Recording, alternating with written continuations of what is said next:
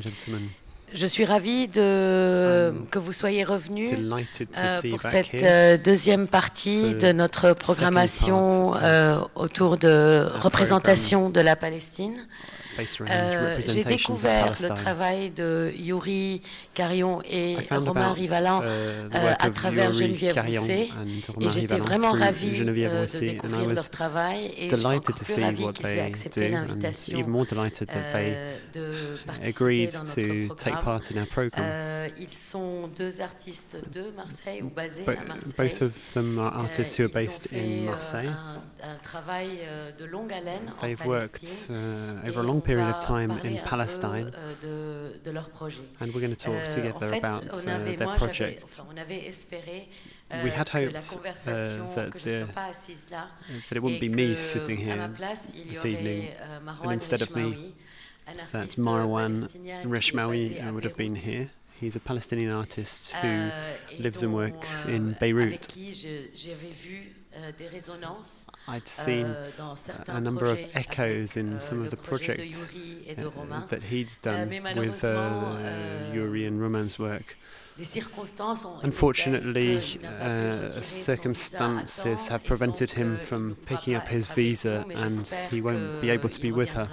I do hope that he will have the chance to come to Marseille, and that you'll get the chance to find out about his work at some stage in the future. Unfortunately, we've got an industrial noise background here, which might come and interrupt us at some stages as the evening goes on. So, good evening.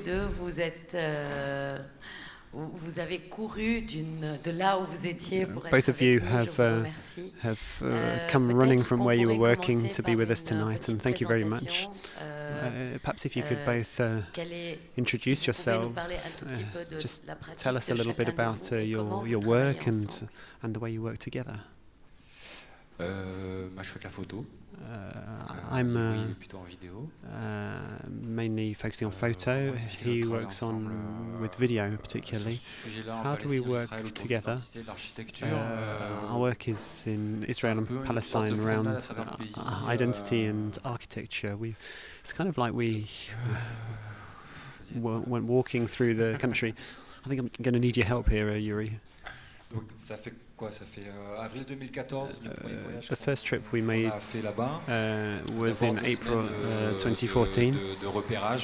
We spent 2 weeks looking around at sites and locations, thinking about the way urban planning takes place in Israel and Palestine. We went for 2 weeks to Israel and Palestine, walking across the country, meeting people, and finding out what was going on the ground. And we then started building a plan and planning a second trip in 2015, which fed into our work. We met with urban planners and architects. We discussed with other people on construction sites, either regeneration projects or new towns, different types of urban projects. What else could we say about our work? So why did we focus on Palestine? Before working together, I had visited Palestine twice. My friend worked in Tel Aviv, so I wanted to go on holiday there.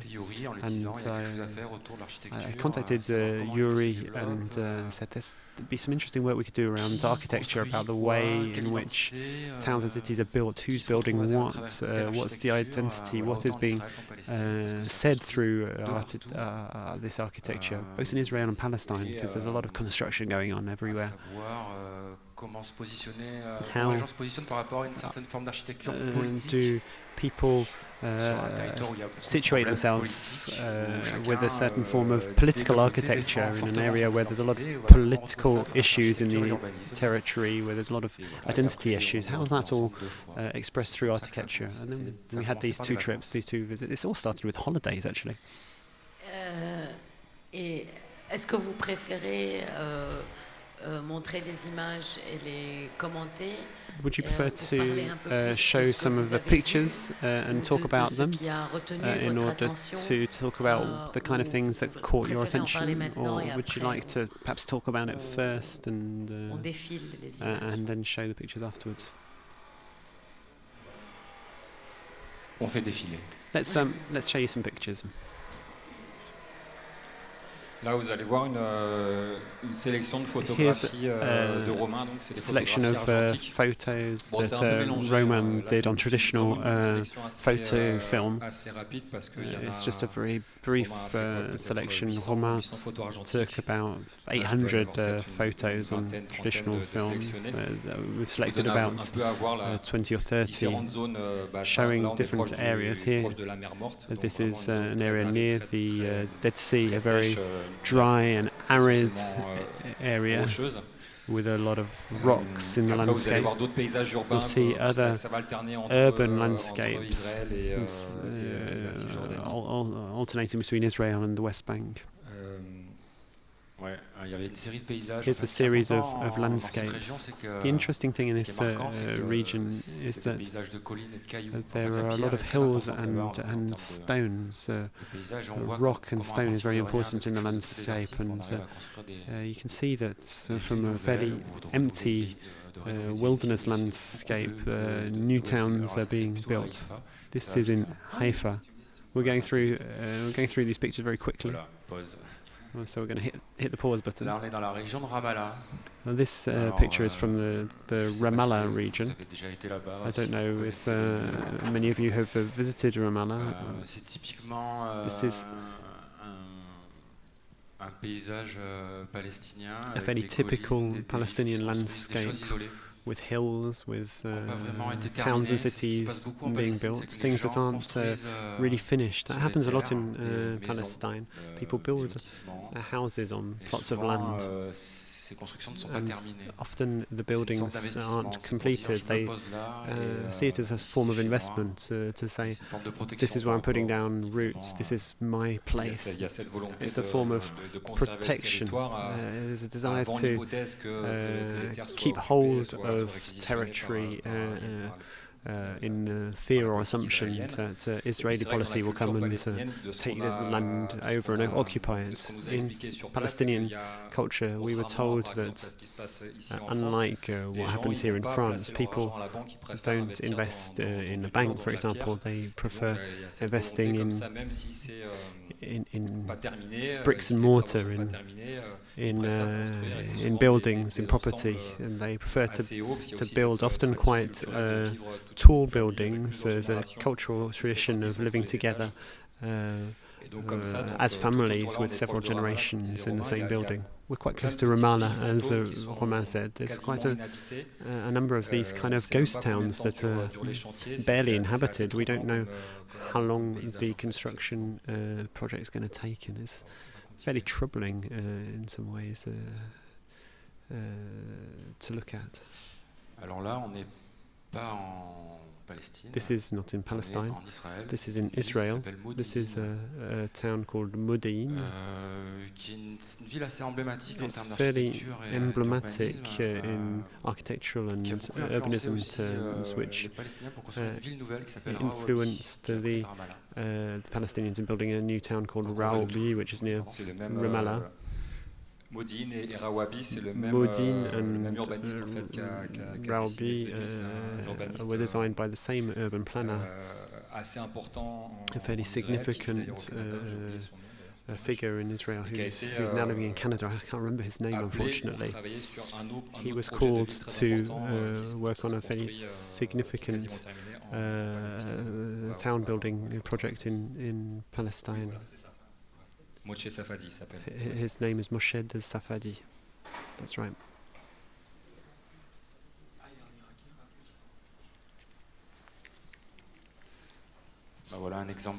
Here's an example of little bits of town that spring up. This is a photo of Nablus. Nablus sprawls out over the hills because on one side they can't build. It's part of what is called the C zone, Israeli territory. Maybe we should explain about the different zones. Would you like us to explain that? There are three zones in Palestinian territory. A zone. A zone is administered by the Palestinian Authority. B zone is a bit of a hybrid area, both in terms of building and roads and things like that. And then the C zone is entirely governed by Israel within the Palestinian territories. And this town of Nablus is between two tall hills, and they can't extend out to the south and the north, so the town is being built up the side of one of the mountains. In Palestine, there's no urban planning policy.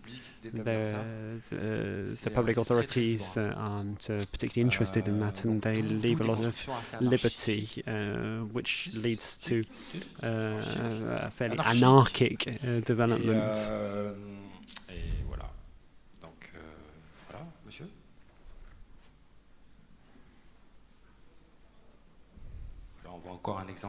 Here is another example of Palestinian buildings, a hillside landscape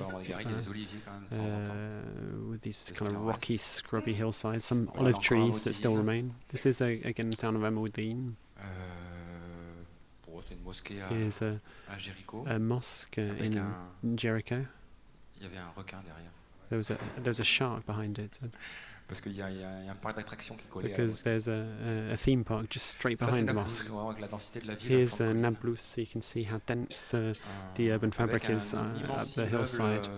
An incredibly tall building, one of the tallest in Palestine, in fact.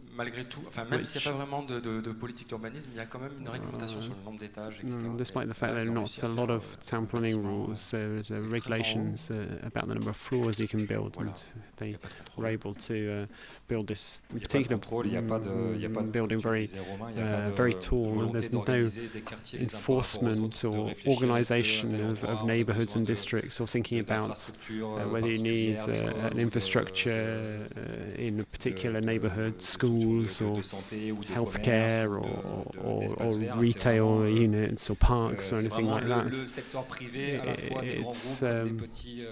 It's really the private sector that develops things, both big groups and private individuals. One project just 200 meters down the road from another, and it gives this type of chaotic landscape, which has a certain aesthetic look. Romain, qu'est-ce qui te I'd like to perhaps interrupt you quand est-ce que tu décidais de faire ask une photo? Romain, when did you Est-ce que c'était d'abord des photos de documentation when you did photos, did you des photos pour une simply want to enquête, document things for in a kind of research project in order to feed into a future project, or did you feel that these were photos that you wanted to take and to exhibit?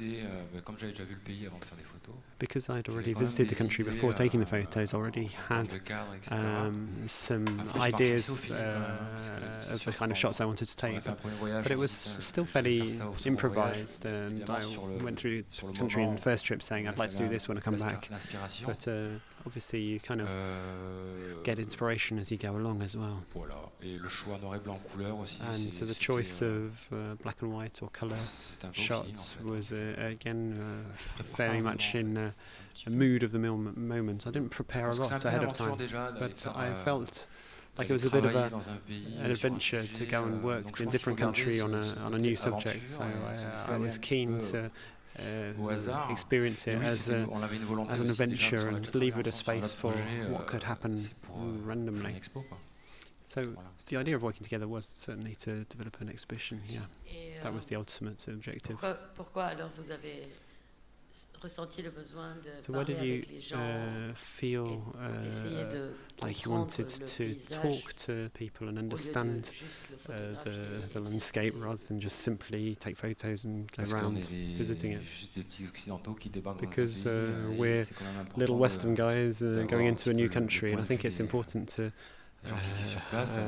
hear from the people who live there. There were people we met in the street, people we met in bars, people we saw doing drawings and sketches. We also met urban planners and architects. I contacted an urban planner who was working in that Palestinian town, Rawabi. He's now working on a new project called Jericho Gate in Jericho, and he'd studied in France and done a PhD in Rennes. And I'd read his doctoral thesis, and I contacted him. We did quite a bit with him. We also had a contact with a French woman who lives in Haifa, who gave us other contacts with urban planners and architects, particularly Palestinians living in Israel and in Haifa.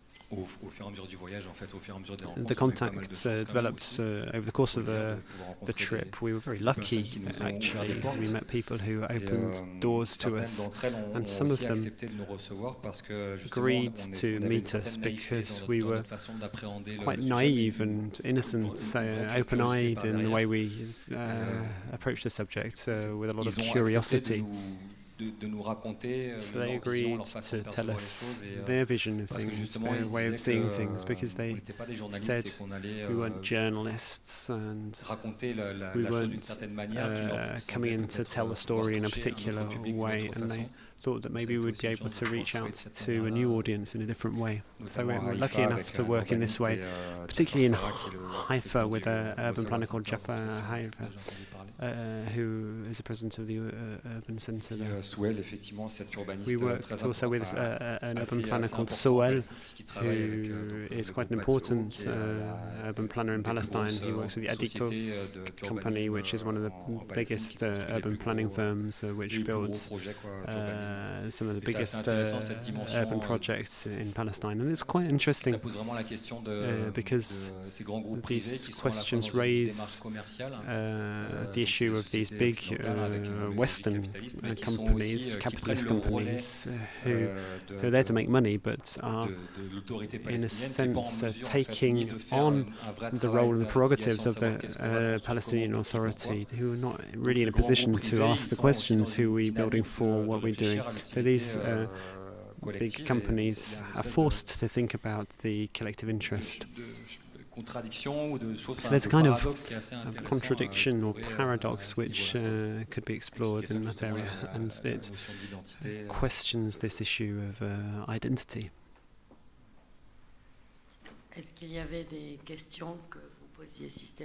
Were there any questions that you asked every time you met someone? What kind of questions do we ask? Yes, the questions were often around identity. What we were interested in finding out was what is architecture for Palestine. We were wondering whether the defense of architecture and heritage was a form of defense of their identity. In Israel, we didn't meet enough people. We're probably lacking with some of the material we wanted to get with architects. We most of all met Palestinians living in Israel, particularly in Haifa. Haifa is quite emblematic because through the Palestinian identity, you can see how the Israeli state hides or destroys part of the Palestinian story. It was something we kind of imagined was going on. It was like there's a bit of a revision of history. Let's erase the Palestinian past. So they just knock down Palestinian buildings, keep the stones and build parks with it. We looked at a lot of these subjects. It doesn't come across so clearly through the photos. Youri's made a film which has just recently recently been finished, where we show a lot of pictures of our road trip through Israel and Palestine. We meet these urban planners and architects. We meet people in the streets. Hopefully we'll get a chance to show the film soon.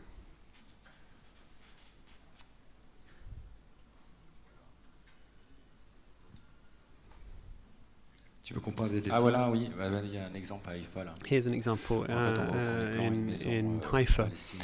In the foreground you can see a Palestinian building which hasn't been renovated, and in the background a very modern building, very Israeli in style. On peut montrer les dessins?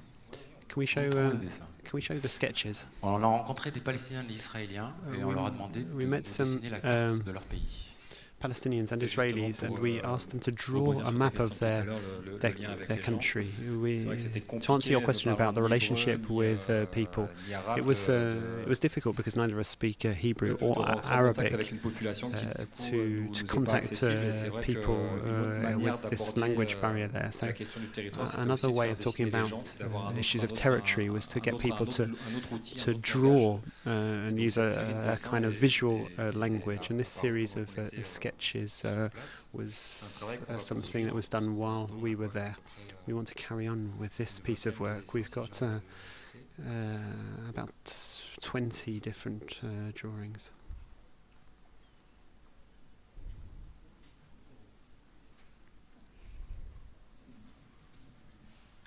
So these sketches are drawings we asked people to do, just people we'd met in the streets. It was a very spontaneous thing. We asked specialists and ordinary people to do it.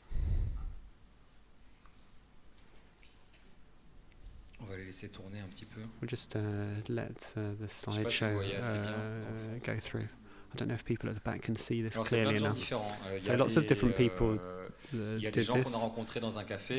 People we met in a cafe, an architecture student, his cousin who's a graphic designer, another designer who works in Nazareth, an architect, a soldier in Hebron. Lots of people. We tried to do things in a very spontaneous way. Waiters in restaurants, the question we asked was always the same. We asked them to take a very graphic approach and use as few words as possible. We asked them to just use shapes. And the first thing that comes out is that all of them, whether they're Israeli or Palestinian, as Palestinians in the West Bank, they all drew the whole territory based on the 1948 borders. So there's a real feeling that those borderlines are what they want people to live with. So the interesting thing is that there's a symbolic dimension in many of the pictures, particularly this one. This drawing is the set of drawings are somewhere between a kind of scientific approach and a very aesthetic approach, which are very different from traditional portrayals of maps.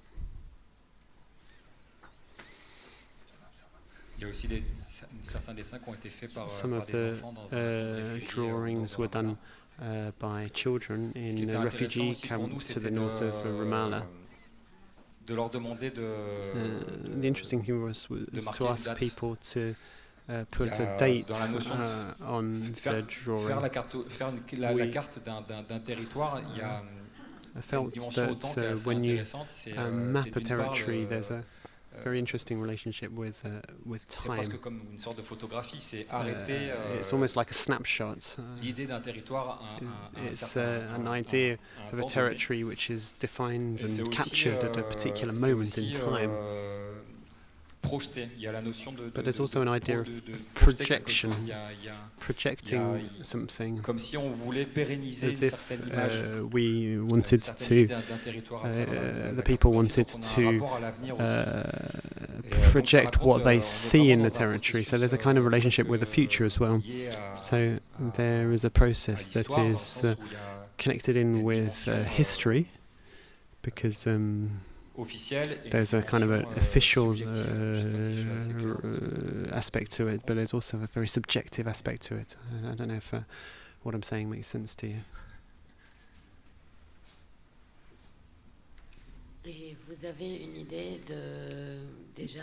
Do you have any idea of the way in which the exhibition will be presented? Will you make a film or a video?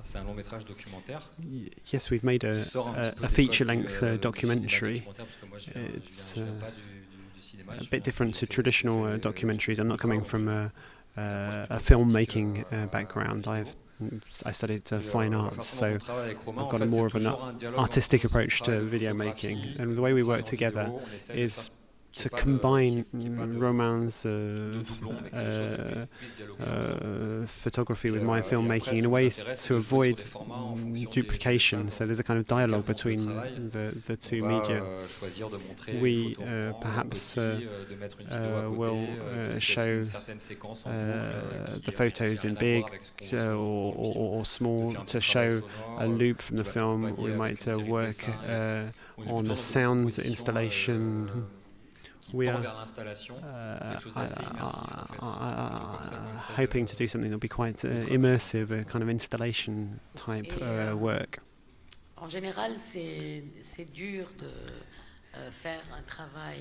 In general, it's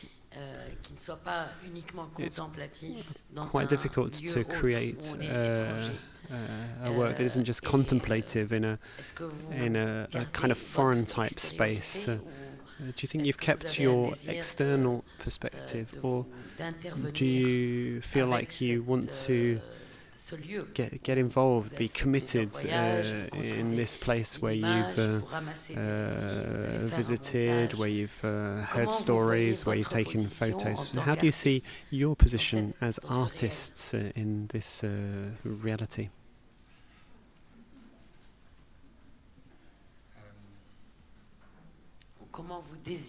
How, if you haven't perhaps decided exactly what your position is, what would your aims, or what would your fears be? What do you want, or what do you really not want?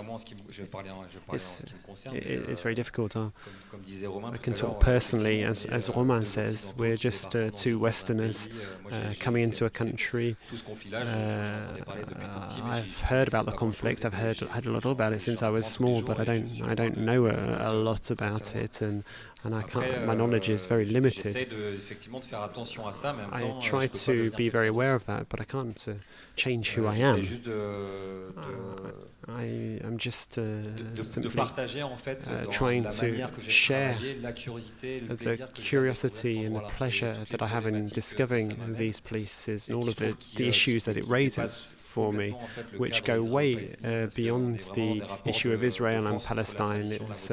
It's issues about tradition against modernity. It's about clashes of culture and tradition. There are different forms of energy in the two cultures, and there's an issue of how can individuals in whatever context they live in resist and create a sense of identity in their territory. Yesterday I was in Montreal and I was talking to a friend who asked me, is it the individual that defines a territory, or does the territory define an individual? And it's a question that I still don't have an answer to. I don't imagine I'm going to get an answer anytime soon. All of these different artistic forms feed into this question for me, and I'm trying to turn it into a journey, a bit of a poetic journey.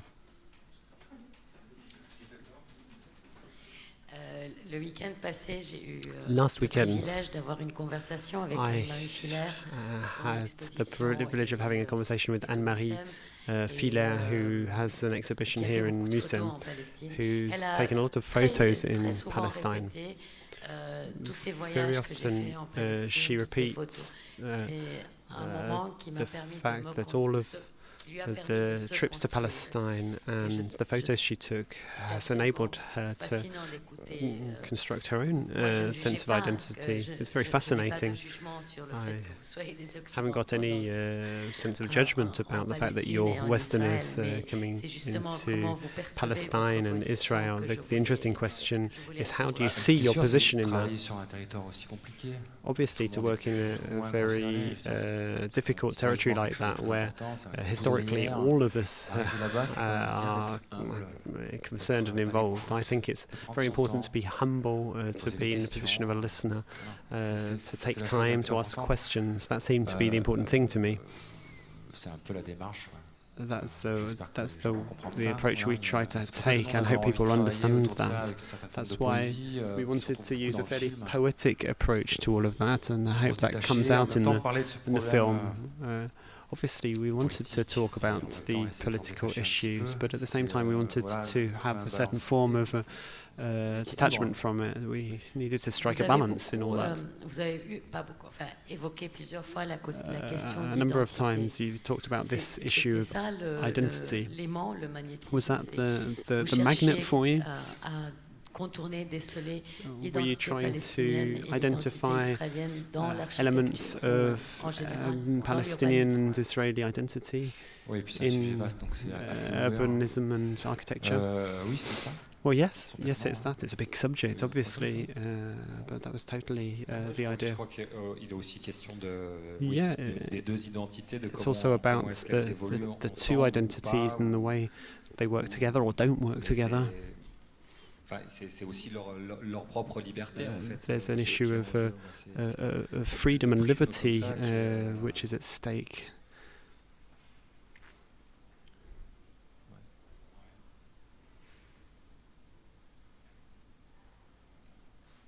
J'en profite pour saluer un cartographe qui s'appelle I'd like to just mention a mapper called Khalid Toufakchi, who was arrested yesterday by the Israeli army in Jerusalem. He was the map maker who worked a lot on Jerusalem and the urban sprawl of the city.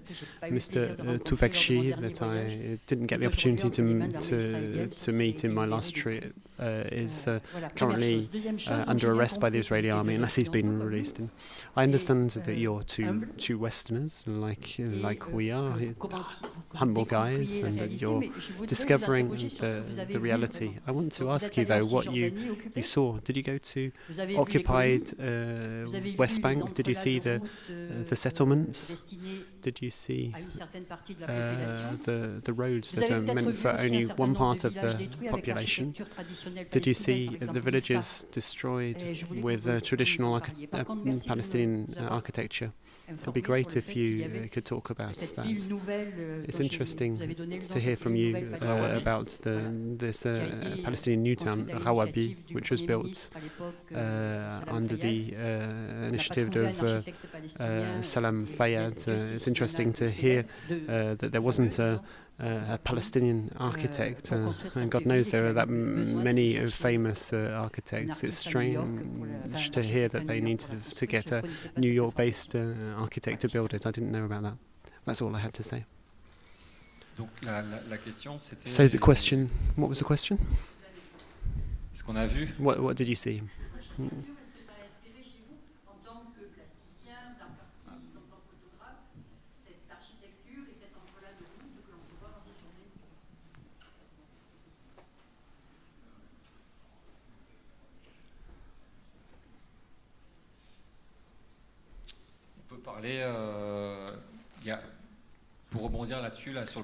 To respond to what you're saying, in the exhibition that we'd like to put on next year, maybe a little earlier, we're hoping in any case. There are some things I'd like to do using sculpture, which are connected in with things that we produced when we were there. It's a little bit abstract if I talk to you about it like that, but D'ailleurs, il y a un livre de But there's Weizmann a book by Weizmann talking about maps of the settlements. I'm currently working with these maps. These drawings are very interesting, and I'd like to turn them into sculptures. So I'm currently working on an idea based on this. I'd like to use wood and use these plans. There are lines showing the roadways, and there are other areas showing the areas on the ground. There are also built-up areas, and I'd like to work using with wood, with a machine that kind of digs out the material as if it was hollowing it out. It's a bit like the quarries that you could see in some of the photos around Nablus. They're taking material out of the ground. The material is taken out and is then used in buildings in Israel and other places. So I wanted to create a series of sculptures using olive tree wood, if I can find it.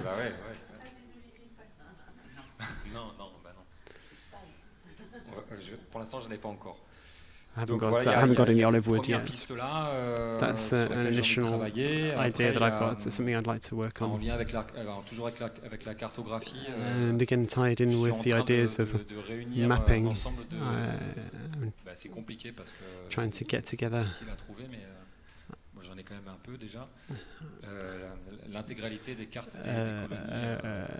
a set of maps of all of the settlements in the occupied territories, and to make a composition-based work, kind of pictorial type of work based on all of those maps. It's not easy to get hold of all of them.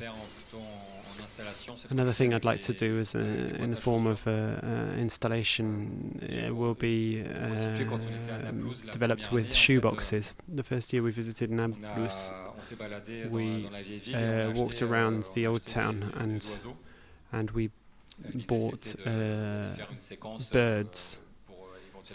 We wanted to film a sequence for our film and put it in the film. We wanted to release the birds in the Nablus quarries. What I liked about what happened is that when you buy a bird, they put them into shoe boxes. This idea of taking a bird, which is in some ways a symbol of liberty, and keep it inside a shoebox, is something that's quite strange and in some ways meaningful to me. And the idea was to create an installation type work, including video shots from this bird release, and then to include this in an installation built out of 1,000, 2,000 shoe boxes, which would be like almost like an architectural model of some kind of urban development, inspired by the architectural developments that are very repetitive that you see in Nablus, these repetitive columns. Here are some of the ideas that I've got for work to do on this theme in the future. What about the photography?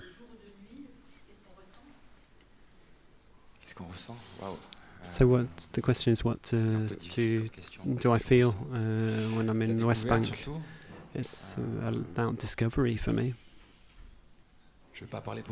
I don't want to talk about political issues. Yes, you pick up a sense of oppression, but that wasn't the subject we were focusing on. Yes, you pick up the political issues, you pick up a sense of oppression, the settlements on the hillsides, the roads, the Israeli army. We saw them suddenly speed up in a car when we were having a barbecue with Palestinians. Yes, you pick that up, whether you're a photographer, or a filmmaker, or a tourist, whatever you are. You don't remain insensitive to all of that. But that wasn't the subject of our work. I thought you were talking about politics. I thought there was a little bit of slippage in your question. So what do you pick up in terms of architecture? You pick up this anarchy in the way things are built, the lack of regulations, but at the same time a desire to defend an identity. You pick up this idea of ghost towns. You pick up a young generation youth that are different from one town to another, Nablus and Jericho.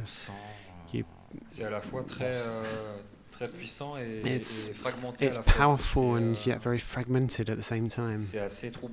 It's quite troubling in that sense to pick up. There's something that really connects people into the territory they live in, and it connects people together, but there's also a sense of fatigue in some places, as if a little bit like the territory in its very fragmented spaces and cities, that the energy behind them, the energy that has kept them going, is becoming fragmented.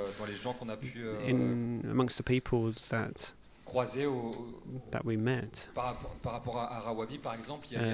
in the town of Rawabi, for example, there are people who are very aware of what the town represents, and others who are very distant and who are very happy to leave behind a certain culture and tradition, and to move into a city that's come out of nowhere, built on top of a hill where there was nothing before that, with cinemas, gambling halls, shopping centres.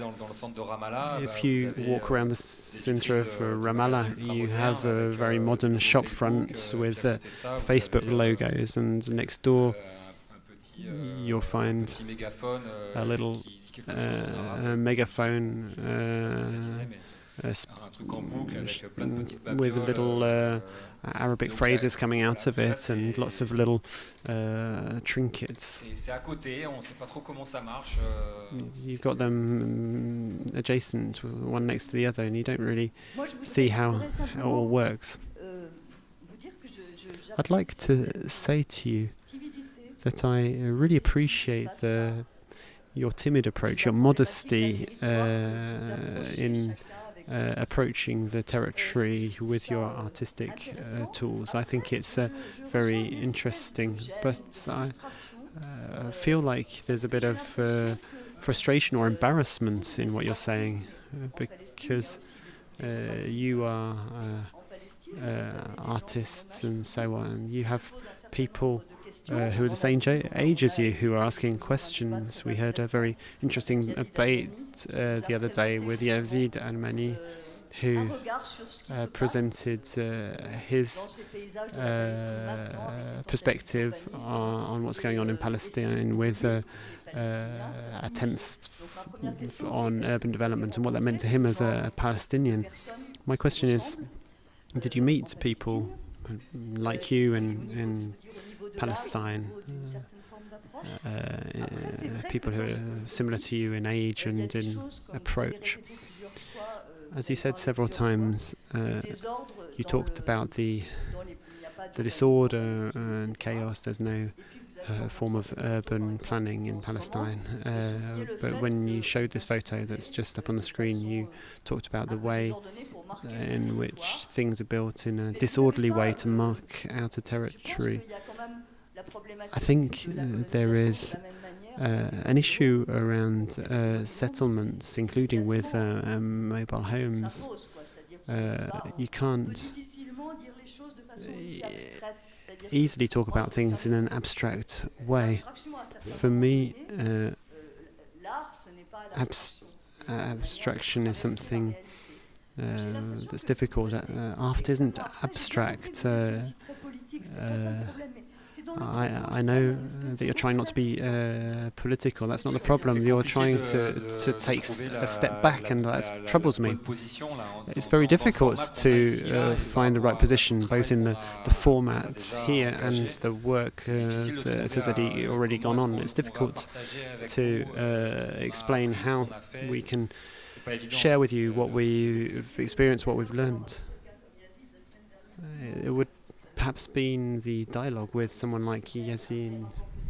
Sorry, I can't translate it. There's no microphone.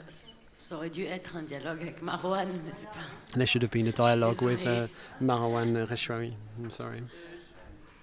Juste peut-être une dernière question. One final question, perhaps, please. Because we're going to have a short break and then we're going to move on to the next session.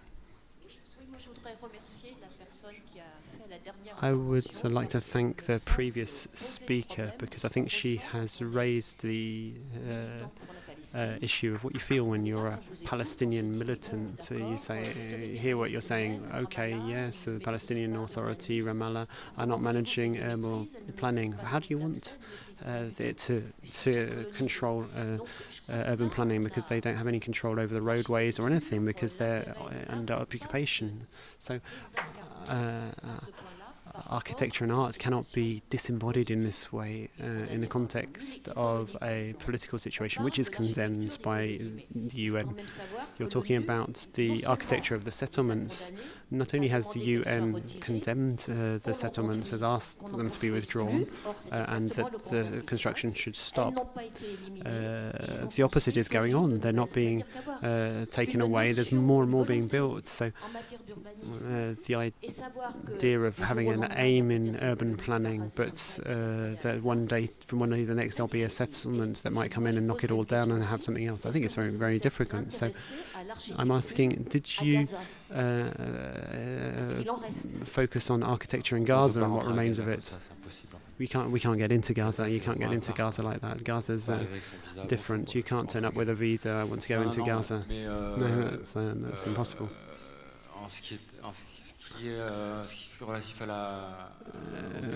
With respect to urban development and architecture,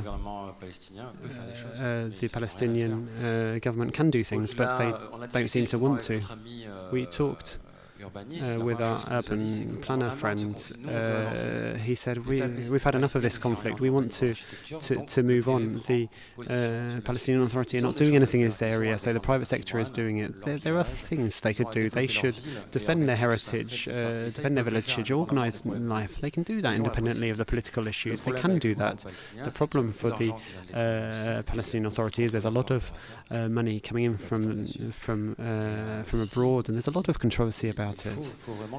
And the Palestinian Authority needs to take things in hand. This is what we hear from Palestinian urban planners and architects. They're asking for it. Many initiatives in heritage preservation are not taken by the Palestinian authorities, but instead by civil society organizations. The Palestinian state has betrayed a lot of promises and has not lived up to the demands of the population, of intellectuals and the civil society associations.